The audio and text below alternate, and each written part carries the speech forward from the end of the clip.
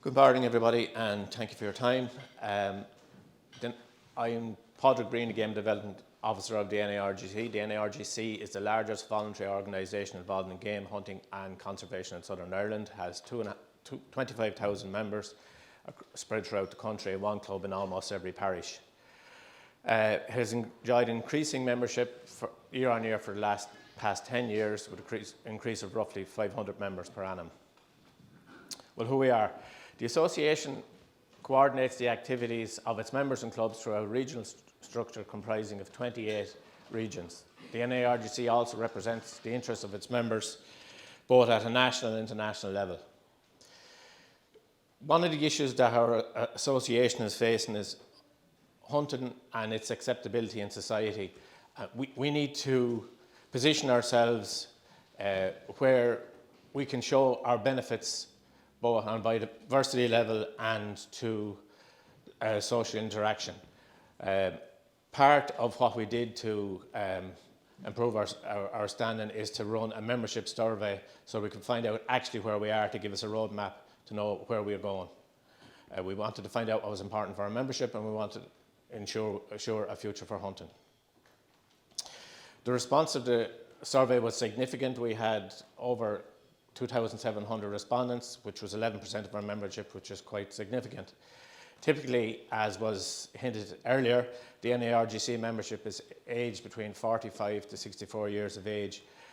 We're getting older, and 70% of our membership fall within this age bracket. However, we have actually, over the last 25 years, gained an extra 1,000 members in that age bracket, so it's not all doom and gloom. The main quarry for our members is mallard, teal, widgeon and pheasants, followed by snipe, woodcock, wood pigeon and rabbit. 23% of our respondents also hunt deer, and among them 29% shoot more than one deer in a season. This is probably an issue. We have a significant sitka deer problem in Southern Ireland.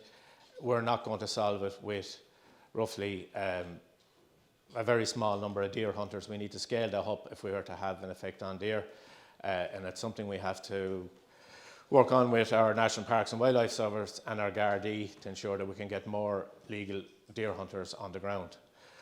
Woodcock hunting is popular with 73% of our membership, which is not which is significant enough. Our emblem for our association is the woodcock, so woodcock is indeed very important to our members. They're locally based clubs. 71% belong to at least one club, and members are engaged in their local community. 54% of our members go hunting 12 days or more during the season, which the converse of that is 46% of our members probably go out one day and go to the pub after that. There's not hunting pressure is not overly significant. Hunting is important in rural Ireland. The duration of our hunting trips is normally 2 to 4 hours. 97% of our membership primarily hunt on the weekends. Quarry and trade-off. 88% of the respondents were actively participate in predator control, which for a country with very few full-time gamekeepers is significant. Our association has an expenditure of roughly €195,000 per year on conservation projects. Some of those projects will be 50-50 funded by our members and clubs, so that figure is probably a little higher. One of our aims is to protect our quarry. We have both a grey partridge project running and a red grouse projects. We need to scale up. One of the issues we have with grey partridge, we need to scale up our grey partridge projects. We have 24 clubs throughout the country currently in grey partridge propagation, but if we're to scale up these projects to the 240 or more that we do need to put grey partridge back to some extent on the quarry list. It's currently not huntable in the south. Our grey partridge projects, one is in Dublin and the other one is in Carlow, and the satellite projects feed their birds from there. Our grouse projects, we have 8 throughout the country. Ballydangan Grouse Project is probably the most well known. Local boots on the ground conservation work. and it is having effect on other species outside of the grouse propagation, namely curlew and lapwing. The project team is particularly proud that Ballydangan Bog has become a key site for breeding curlew. The success is due to a combination of active local community working in partnership with a wide range of supporting stakeholder organisations. The project involves Moore Gun Club, Roscommon Regional Game Council, the National Association of Regional Game Council, the Heritage Council, Moore Community Council, the Department of Social Protection, Board na Móna, local landowners and National Parks and Wildlife and Roscommon County Council. These are the sort of projects that we as an association want to try and be more involved in. We need to make ourselves a key part of any conservation projects going forward, so that we can give a value to hunting, a value to society, and provide engagement opportunities. The projects also provide a basis for study, and a number of students come to Ballydangan to study both grouse and the blanket bogs. Indeed, one of the students that came found the rare plant serrated wintergreen, and Ballydangan Bog is only one of 2 places in Ireland that you can find that plant. Another of our community engagement is barn owl boxes. Our last rural environmental programme, agri programme, Acres, pays farmers €70 per year for a barn owl box. And our clubs have built barn owl boxes, and it provides an opportunity for face-to-face contact with farmers. Every farmer is quite happy to get a free barn owl box, knowing that he's going to get €70 per year for it on site. So it's a good way of getting in the door to talk to farmers and ensure ongoing land access. Flyway cooperation. In 2019, we joined the Waterfowlers Network with the aim of improving the prospects for hunters and improving the fate of our huntable waterfowl. We're aware that we have to manage our waterfowl populations at the flyway level, and this was our main aim when joining. We hope through the work of the Waterfowlers Network we can also raise awareness among our membership of the possibilities of adaptive harvest management, and we watch Europe and hope that the adaptive harvest management programme for turtle doves is a success, so that possibly we can roll it out across some of our huntable waterfowl.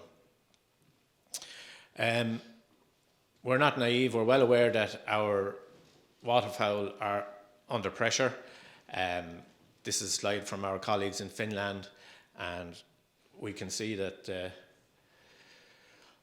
a lot of the breeding waterfowl numbers are falling, and it's particular in a short time. It is concerning, and it's something we have to work on across the flyway.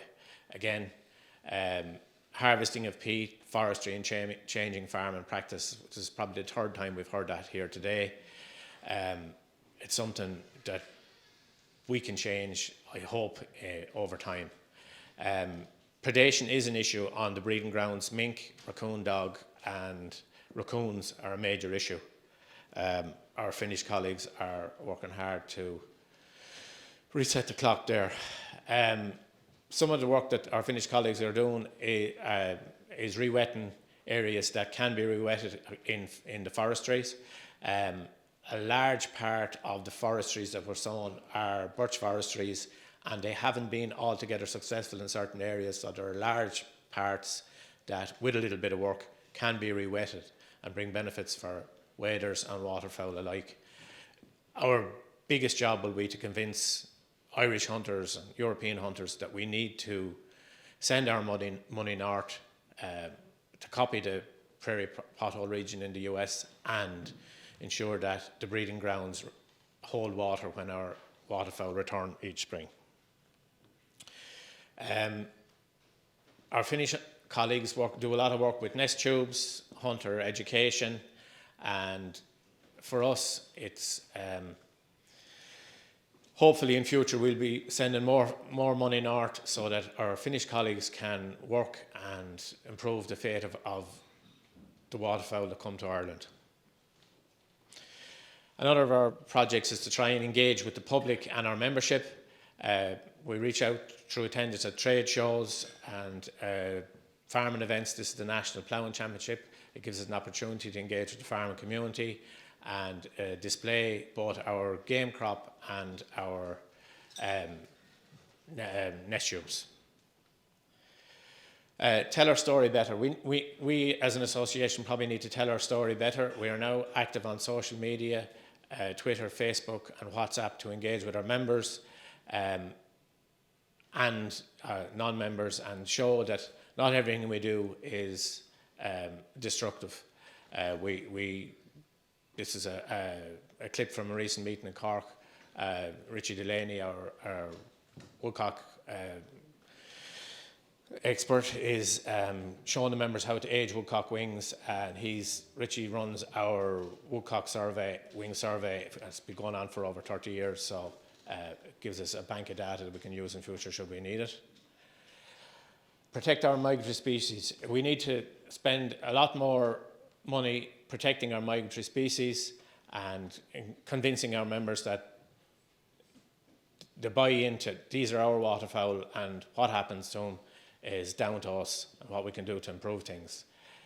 We have instigated a waterfowl count in February to address the breeding population before it returns, and we use bag return data and our HIP survey to try and ascertain the national harvest data levels. We have a number of collaborative projects, the duck tube research and the wing surveys to try and assess the age and the breeding success of our bag, and we aim to tie in this across the flyways. Actions within Ireland. We're about to launch a snipe research project, and we hope that we can, with a bit of luck, make it an all-Ireland project. Snipe is important to our members, and it's an iconic bird to our countryside, and we want to make sure that there's a snipe there for future generations. We also plan to run a survey to see hunting social acceptance in the public view, because again, more and more of society live in urban areas. There's less contact with the countryside, and we need to try and assess how our association stands. And learning from others. I was very lucky to be invited to one of the wader cruises here on Lough Erne in the spring. The work here really invigorates you when you see the effort that people are making to protect our waders up here, and it's certainly something we can try and replicate south of the border. Another aim of our association going forward is to engage with government partners. We recently ran an open seasons order.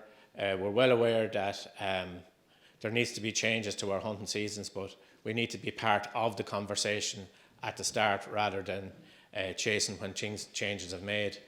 We were very lucky to have speakers from Finland and Denmark whose open seasons are set in mainly based on censuses and data, which is something we probably should be trying to move to here to ensure our sustainability. Engagement and education. We need to sell the message to our membership that hunting must adapt, convince our members of the need that they are ambassadors of our sport, and local radio, we need to be more active on local radio, still where hearts and minds are won in rural Ireland. Hunters have nothing to fear, provided they embrace change and are willing to adapt. Decisions should be made on data and population dynamics, and hunting any species must remain sustainable for us all, and provided that hunters tip the scales on the side of increased biodiversity, I think we have very little to fear. Thank you very much.